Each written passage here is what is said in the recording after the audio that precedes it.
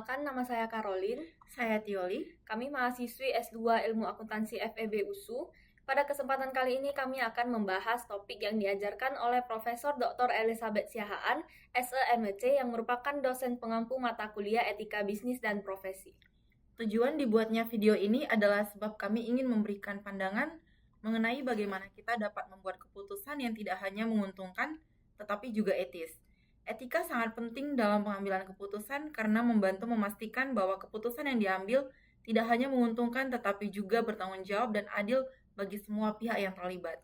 Menurut Michelle P. O'Donnell, pada tahun 2023, dalam penelitiannya di bidang neurotika yang berfokus pada hubungan antara neuroscience dan juga pengambilan keputusan yang etis, terdapat 5 poin mengapa manusia melakukan tindakan yang beretika, yaitu Yang pertama itu pengolahan moral di otak. Keputusan moral seringkali melibatkan keseimbangan antara pemikiran rasional dan respon emosional. Dalam banyak kasus, kita membuat keputusan moral berdasarkan intuisi atau afeksi emosional terlebih dahulu, sebelum memperkenalkan analisis kognitif yang lebih mendalam. Oleh karena itu, tindakan etika dapat terjadi sebagai respon terhadap perasaan empati terhadap orang lain, misalnya membantu mereka yang membutuhkan, atau dorongan untuk menghindari rasa bersalah atau ketidaknyamanan emosional yang muncul dari melakukan sesuatu yang dianggap salah. Yang kedua, ada peran empati dan pengambilan keputusan yang etis. Di sini empati atau kemampuan untuk merasakan perasaan orang lain memainkan peran sentral dalam keputusan moral. Ketika kita merasakan atau membayangkan penderitaan orang lain, otak kita dapat memicu respons yang akan mendorong kita untuk membantu atau bertindak dengan cara yang tidak menyakitkan orang lain.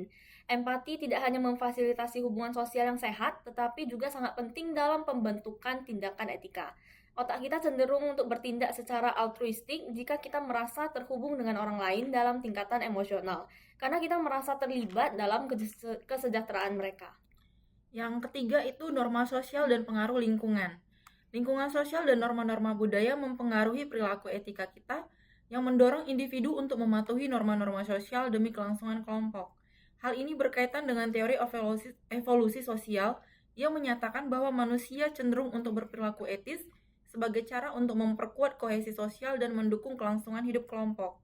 Dengan kata lain, meskipun keputusan moral didorong oleh proses internal, kita seringkali belajar tentang apa yang benar dan apa yang salah melalui pengalaman sosial dan pengaruh lingkungan, menjelaskan bahwa mengapa manusia dapat mengembangkan kode etik atau hukum yang mengatur perilaku, yang pada akhirnya berperan dalam meningkatkan kehidupan bersama.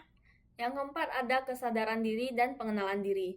Sebagai makhluk yang memiliki tingkat kesadaran diri yang tinggi, manusia mampu mengevaluasi tindakan mereka sendiri dan memikirkan akibat dari tindakan tersebut, baik terhadap diri mereka sendiri maupun terhadap orang lain.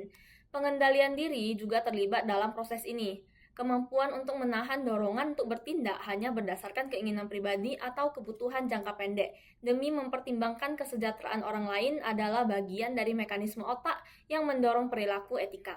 Kesadaran diri ini membantu manusia untuk bertindak sesuai dengan nilai-nilai moral yang lebih besar, yang tidak hanya memperhitungkan kebutuhan atau keinginan individual, tetapi juga kepentingan orang lain dalam jangka panjang. Dalam konteks ini, tindakan etika bisa dipandang sebagai hasil dari integrasi antara kesadaran akan diri, pemahaman konsekuensi, dan juga pertimbangan terhadap orang lain. Yang kelima, keharusan untuk menjaga keseimbangan sosial. Kelangsungan hidup sosial sangat bergantung pada tindakan beretika.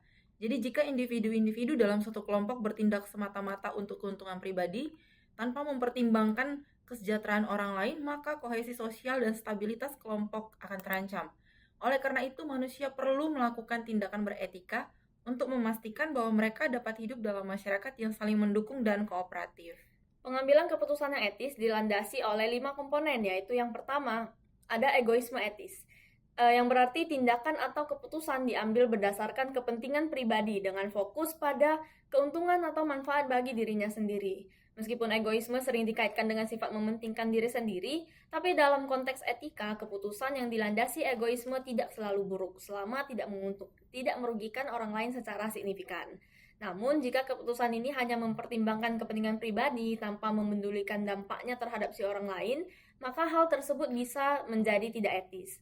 Sebagai contoh nih, seorang manajer mungkin merekomendasikan dirinya sendiri untuk bisa naik jabatan karena dia percaya bahwa posisinya ini akan lebih baik untuk karirnya. meskipun ada kandidat lain yang lebih pantas dari dia. Nah, keputusan ini diambil karena fokus pada keuntungan pribadi, yaitu egoisme nih.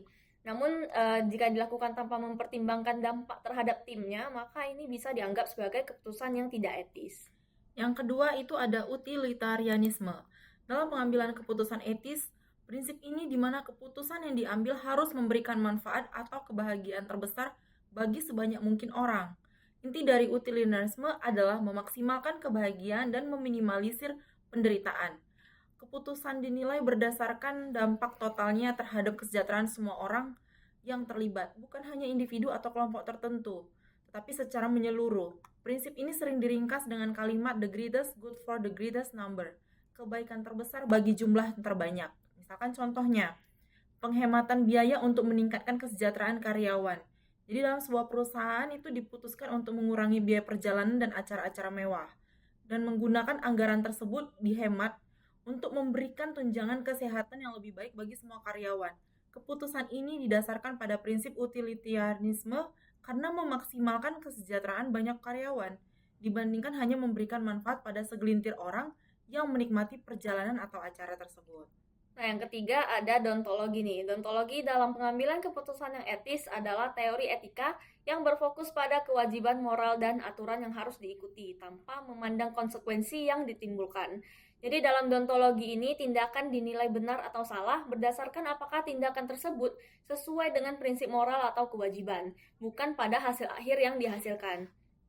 Nah, filosofi ini sering dikaitkan dengan filsuf Immanuel Kant yang menekankan bahwa pentingnya mengikuti aturan universal yang dianggap benar secara moral, seperti contohnya kejujuran, keadilan, dan kewajiban kepada orang lain. Sebagai contoh nih, jika seseorang menemukan dompet yang terjatuh di jalan, berdasarkan prinsip deontologi ini, dia harus mengembalikan dompet tersebut kepada pemiliknya. Meskipun dia bisa mendapatkan keuntungan pribadi dengan mengambil uang di dompet itu, tapi prinsip moral yang menuntut kejujuran dan kewajiban itu harus mengembalikan barang milik orang lain terlepas dari apa yang akan terjadi setelah itu. Yang keempat itu ada justice and fairness ethics. Nah, di sini pengambilan keputusan etis ditekankan mementingkan keadilan yang setara bagi semua pihak yang terlibat. Jadi prinsip ini berfokus pada perlakuan yang adil, merata dan tidak memihak dalam memberikan manfaat atau sanksi. Dalam konteks etika, keadilan berarti memperlakukan orang lain secara setara tanpa diskriminasi serta memastikan distribusi yang adil dari keuntungan dan beban dalam masyarakat ataupun organisasi. Ada beberapa bentuk keadilan yang sering diterapkan dalam pengambilan keputusan itu ada 3, yang keadilan distributif, keadilan prosedural, dan retributif. Yang pertama yang keadilan distributif itu bagaimana sumber daya atau keuntungan dibagi secara adil. Yang prosedural, bagaimana keputusan diambil secara transparan dan adil. Dan yang ketiga keadilan retributif itu memastikan hukuman yang adil bagi mereka yang memang melanggar aturan. Nah, contohnya itu pembagian bonus karyawan berdasarkan kinerja yang adil. Jadi suatu perusahaan memberikan bonus tahunan kepada karyawan itu harus dengan menerapkan prinsip keadilan perusahaan, di mana itu menetapkan kriteria objektif, misalnya berdasarkan kinerja, kontribusi, dan pencapaian target. Jadi semua karyawan harus dinilai dengan standar yang sama, dan pembagian bonus dilakukan tanpa adanya diskriminasi, sehingga setiap orang yang mendapatkan sesuai dengan kontribusi mereka. Nah, yang kelima ada virtue ethics. Di sini berfokus pada karakter moral dan kebajikan seseorang daripada aturan dan konsekuensi dari tindakan tersebut. Jadi dalam pendekatan ini yang paling penting itu adalah apakah tindakan tersebut mencerminkan karakter yang baik atau kebajikan yang dimiliki oleh seseorang. Seperti contohnya kejujuran, keberanian, keadilan, dan kebijaksanaan.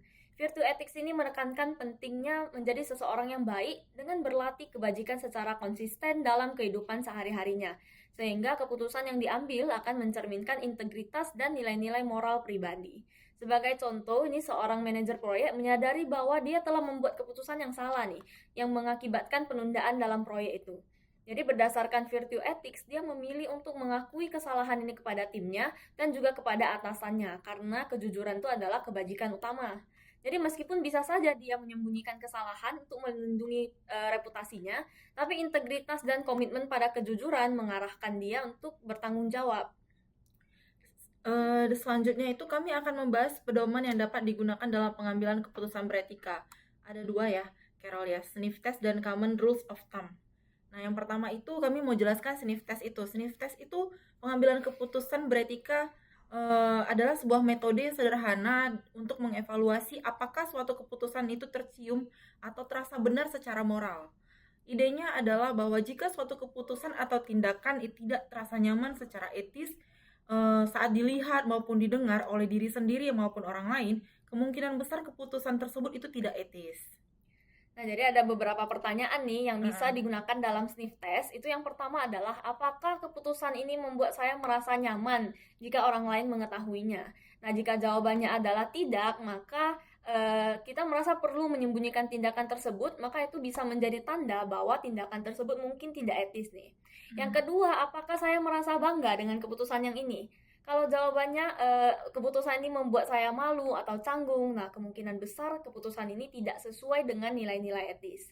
Yang ketiga atau yang terakhir ini adalah bagaimana reaksi orang lain terhadap tindakan ini. Kalau tindakan atau keputusan ini setelah dipublikasikan, apakah saya akan menerima pujian nih atau menerima kritik? Kalau kita berpikir khawatir bahwa orang lain akan berpikiran buruk tentang keputusan ini, maka ini bisa menandakan bahwa keputusan ini mungkin tidak etis. Dan yang kedua itu ada common rules of thumb. Di mana di common rules of thumb ini dalam pengambilan keputusan beretika merujuk pada pedoman sederhana atau prinsip umum yang dapat diikuti untuk membantu seseorang membuat keputusan yang tepat dan etis dalam situasi sehari-hari. Jadi meskipun tidak selalu memberikan jawaban yang pasti, rules of thumb ini memberikan panduan praktis untuk mengevaluasi situasi secara cepat, terutama saat menghadapi dilema etis yang kompleks. Nah, ini ada beberapa contoh yang bisa dijadikan relevan. Yang pertama ada the golden rule. Nah, di sini adalah pengambilan keputusan yang etis itu eh, menjelaskan perlakuan orang lain sebagaimana kita ingin diperlakukan. Jadi inti dari peraturan ini adalah empati dan juga saling menghargai, di mana seseorang harus mempertimbangkan dampak dari tindakan mereka terhadap orang lain nih. Jadi mereka harus membayangkan bagaimana perasaan orang lain jika bagaimana nih perasaan kita kalau misalnya diperlakukan dengan cara yang sama. Jadi dalam konteks pengambilan keputusan yang etis, golden rule ini membantu kita berpikir, apakah tindakan yang kita ambil itu sudah adil dan baik jika dilakukan oleh diri kita dilakukan kepada diri kita sendiri nih. Prinsip ini juga menuntut seseorang untuk berempati kepada orang lain dan menghindari perilaku yang kalau mereka juga tidak mau mengalaminya. Nah, salah satu contoh penerapan Golden Rule ini dalam kehidupan sehari-hari bisa kita lihat contohnya kalau seseorang menemukan barang milik orang lain nih di tempat umum, Golden Rule ini akan membuat dia berpikir, seandainya kalau misalnya saya yang kehilangan barang berharga ini, tentu saya mau berharap orang lain itu akan mengembalikan barang ini. Nah, setelah berpikir demikian, maka dia akan memilih untuk mencari pemilik dari barang tersebut dan mengembalikannya. Dan yang kedua itu ada the professional ethic. Nah, inti dari the professional ethic ini ada 3. Yang pertama mengikuti kode etik profesi, yaitu setiap profesi seperti dokter, pengacara, akuntan, atau guru itu memiliki standar etika yang telah ditetapkan. Jadi the professional ethic mengharuskan para profesional untuk mematuhi kode etik ini. Yang kedua itu mengutamakan kepentingan publik. Jadi profesional seringkali bertanggung jawab kepada masyarakat yang lebih luas. Jadi keputusan yang harus diambil itu harus mempertimbangkan dampak bagi orang lain, terutama dilayani oleh profesi tersebut. Yang ketiga itu menjaga integritas profesi. Profesional harus menjaga kepercayaan publik terhadap profesi mereka dengan bertindak jujur, adil, dan kompeten. Contoh penerapan the professional ethic itu kami ambil itu dalam profesi medis. Jadi seorang dokter menghadapi tekanan untuk meresepkan obat yang lebih mahal dari obat generik yang sama efektifnya padahal. Karena perusahaan farmasi tersebut memberikan insentif kepada dokter tersebut. Nah, jadi berdasarkan the professional ethic, dokter tersebut itu harusnya menolak insentif yang diberikan oleh perusahaan farmasi tersebut dan meresepkan obat yang terbaik bagi pasien. Jadi sesuai dengan standar etik profesi kedokteran yang menempatkan kesejahteraan pasien itu di atas keuntungan pribadi. Nah, yang ketiga nih ada the TV atau newspaper test, yaitu aturan sederhana dalam pengambilan keputusan etis yang membantu seseorang untuk mengevaluasi tindakan atau keputusan mereka dengan mempertimbangkan bagaimana mereka akan merasa jika keputusan tersebut dipublikasi secara luas, misalnya di TV, di koran, atau di media publik lainnya. Nah, prinsip ini membantu untuk memastikan transparansi dan tanggung jawab dari pengambilan keputusan yang tadi. Contohnya nih dalam dunia bisnis, misalnya seorang eksekutif perusahaan mempertimbangkan untuk mengurangi kualitas produk, tujuannya untuk menghemat biaya produksi nih. Tetapi dia tetap mempertahankan harga yang sama. Nah, jika dia menerapkan TV atau newspaper test ini, dia akan berpikir, bagaimana sih reaksi publik jika mengetahui bahwa kami menurunkan harga produk tanpa memberitahu pelanggan. Nah, jika dia merasa tindakan ini menimbulkan kritik publik atau bisa merusak reputasi perusahaan, maka ini adalah tanda bahwa keputusan ini tidak etis. Yang keempat itu ada in doubt done. Inti dari when in doubt done itu ada 3. Yang pertama, menghindari keputusan impulsif. Jadi jika seorang merasa ragu tentang keputusan yang akan dia ambil, lebih baik menunggu atau mencari informasi lebih lanjut sebelum dia bertindak. Yang kedua itu memprioritaskan etika. Itu maksudnya apa? Prinsip ini mengingatkan bahwa lebih baik kita menunda tindakan daripada melakukan sesuatu yang mungkin salah secara moral. Yang ketiga itu ada mendorong refleksi, di mana rasa keraguan bisa menjadi tanda bahwa perlu adanya lebih banyak analisis, diskusi, atau pertimbangan etis sebelum melanjutkannya. Jadi yang kami ambil contoh penerapan when in doubt dan itu di dalam lingkungan kerja. Jadi seorang karyawan diminta untuk menandatangani dokumen yang tampaknya mungkin mencurigakan. Jadi seperti laporan keuangan yang tidak akurat. Jika ia merasa ragu tentang keabsahan dokumen tersebut, prinsip when in doubt dan ini bisa diterapkan. Mendorongnya untuk tidak menandatangani dokumen tersebut sampai ia mendapatkan klarifikasi dan informasi lebih lanjut. Nah, di sini yang kelima ada good name test. Nah, intinya adalah yang penting membangun reputasi yang positif nih. Jadi setiap tindakan yang diambil itu memiliki potensi untuk membangun atau merusak reputasi individu atau organisasi. Yang kedua harus refleksi terhadap nilai-nilai pribadi. Jadi keputusan harus sejalan dengan nilai-nilai dan prinsip moral yang diyakini. Yang terakhir adalah untuk dampak jangka panjangnya nih. Jadi tindakan yang diambil hari ini dapat memiliki dampak jangka panjang pada bagaimana orang lain akan memandang dia di masa depan. Nah, contohnya dalam bisnis adalah misalnya seorang eksekutif di perusahaan teknologi nih mempertimbangkan untuk menutupi cacat produk yang bisa membahayakan pengguna. Jika dia menerapkan good name test ini, dia akan berpikir apa yang akan dipikirkan pelanggan dan rekan kerjanya nih kalau mereka mengetahui bahwa dia menyembunyikan informasi yang seperti ini. Nah, setelah mempertimbangkan reputasi perusahaan, dia mungkin akan memutuskan untuk mengungkapkan masalah ini dan mengambil langkah untuk memperbaikinya. Yang keenam itu ada slippery slope. Nah, inti dari slippery slope ini itu mencegah tindakan kecil yang tidak etis. Nah, prinsip ini menekankan pentingnya berhati-hati terhadap tindakan yang tampaknya kecil atau tidak berbahaya. Karena justru itu dapat memicu serangkaian keputusan yang lebih meragukan secara moral. Yang kedua, kesadaran akan konsekuensi. Nah, pentingnya kita untuk menyadari bahwa keputusan yang kita ambil saat ini itu kemungkinan bisa memiliki dampak jangka panjang dan membawa pada pelanggaran etika yang lebih besar. Yang ketiga itu penghindaran normalisasi perilaku buruk. Ini kita jangan mengizinkan tindakan kecil yang tidak etis justru kita jangan mengizinkan tindakan kecil itu terhadap diri kita yang tidak etis karena membuat menjadi lebih diterima atau normal dalam konteks tertentu sehingga sulit untuk kembali ke standar etika yang lebih tinggi. Contoh penerapan slippery slope ini kami ambil dalam akademis. Dalam contoh akademis, jadi seorang mahasiswa yang merasa tertekan mulai menyontek pada ujian kecil. Nah, dia berpikir bahwa itu hanya untuk satu kali saja dan tidak akan terulang. Namun setelah merasakan keuntungan dari tindakan itu, dia mungkin mulai menyontek lebih sering, bahkan pada ujian yang lebih besar sehingga merusak integritas akademiknya. Nah, yang ketujuh ada kid or mother or founder on your shoulder. Nah, intinya adalah harus ada empati dan refleksi nih. Jadi prinsip ini meminta individu untuk membayangkan perspektif orang lain yang mereka hormati atau mereka cintai ketika mereka menghadapi keputusan yang sulit.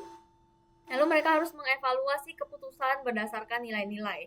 Jadi mempertimbangkan apa yang akan dipikirkan orang-orang ini, seseorang dapat lebih baik menilai apakah tindakan tersebut sejalan dengan nilai-nilai dan prinsip moral mereka. Lalu harus menjaga integritas pribadi nih, mengingat orang-orang ini dapat membantu menjaga komitmen terhadap integritas dan etika dalam pengambilan keputusan. Nah, contoh penerapan kid or mother or shoulder on your or founder on your shoulder ini dalam dunia bisnis, seorang manajer di perusahaan menghadapi tekanan untuk memotong biaya dengan cara yang mungkin tidak etis. Contohnya seperti mengurangi standar kualitas produk gitu. Nah, sebelum membuat keputusan, dia membayangkan bagaimana dia mau menjelaskan keputusan ini kepada anaknya. Jika dia merasa bahwa anaknya ini mungkin akan merasa kecewa atau tidak bangga, maka itu dapat mendorongnya untuk mencari solusi lain yang lebih etis. Yang kedelapan ini yang terakhir itu ada never knowing do harm. Di mana ini adalah prinsip dalam pengambilan keputusan etis yang menyatakan bahwa seseorang harus selalu berusaha untuk menghindari tindakan yang dapat menyebabkan kerugian atau bahaya kepada orang lain. Itu baik secara fisik, emosional, maupun sosial. Jadi prinsip ini menekankan tanggung jawab moral untuk tidak hanya menghindari melakukan tindakan yang merugikan diri sendiri, tetapi juga untuk secara aktif mencari cara untuk meminimalkan dampak negatif dari keputusan yang kita ambil. Contoh penerapan never knowingly do harm itu dalam bidang kesehatan. Seorang dokter dihadapkan pada pilihan untuk meresepkan obat yang mungkin efektif tetapi juga memilih efek samping yang signifikan. Nah, dengan menerapkan prinsip ini, dokter harusnya mempertimbangkan dengan cermat apakah manfaat obat tersebut lebih besar daripada resiko yang mungkin ditimbulkan. Jadi jika ada alternatif yang lebih aman, ia mungkin memutuskan untuk meresepkan obat tersebut. Nah, jadi dari penjelasan yang tadi nih, kesimpulan yang dapat kami ambil yaitu pedoman Steve Test dan Common Rules of Thumb ini bisa memberikan panduan yang praktis dalam menilai apakah suatu tindakan atau keputusan itu dapat dianggap etis atau tidak. Nah, kedua pedoman ini bisa membantu individu terutama dalam konteks profesional untuk mengambil keputusan yang sesuai dengan nilai-nilai moral dan etika yang diharapkan dalam lingkungan tertentu, seperti contohnya lingkungan bisnis, pendidikan, atau organisasi. Nah, kesimpulan yang kedua yang kami ambil adalah menilai insting dan institusi moral dengan Steve Test. Di sini menggunakan prinsip dasar etika yang mudah diterapkan. Ini bisa menggunakan Common Rules of Thumb. Ini menciptakan tindakan yang adil, transparan, dan bermanfaat bagi semua pihak yang terlibat. Nah, pentingnya dialog dan evaluasi dalam pengambilan keputusan yang etis ini memerlukan dialog terbuka dan evaluasi yang berkelanjutan. Ini bisa membantu memastikan bahwa keputusan yang diambil ini sesuai dengan nilai-nilai etis dan dapat diadaptasikan sesuai dengan perubahan kondisi. Tidak hanya itu, kesimpulan yang kita ambil juga bisa dalam bentuk implikasi jangka panjang ya, Carol ya. Misalkan terhadap keputusan yang etis tidak hanya mempengaruhi hasil jangka pendek, tetapi juga membentuk reputasi dan hubungan jangka panjang dengan pemangku kepentingan. Keputusan yang konsisten dengan prinsip etis dapat meningkatkan kepercayaan dan loyalitas. Dan secara keseluruhannya, pengambilan keputusan yang etis adalah proses kompleks yang melibatkan refleksi mendalam, dialog dan kolaborasi, serta kesadaran akan tanggung jawab orang lain dan masyarakat. Dengan menerapkan prinsip-prinsip etis dalam pengambilan keputusan, individu dan organisasi dapat mencapai hasil yang berkelanjutan dan bermanfaat. Nah, sebagai penutup nih, pengambilan keputusan yang etis adalah keterampilan yang sangat penting. Nah, mari kita juga ingat bahwa setiap keputusan yang kita buat itu memiliki dampak. Tidak hanya bagi diri kita sendiri, tapi juga bagi masyarakat. Nah, terima kasih telah mendengarkan presentasi dari kami.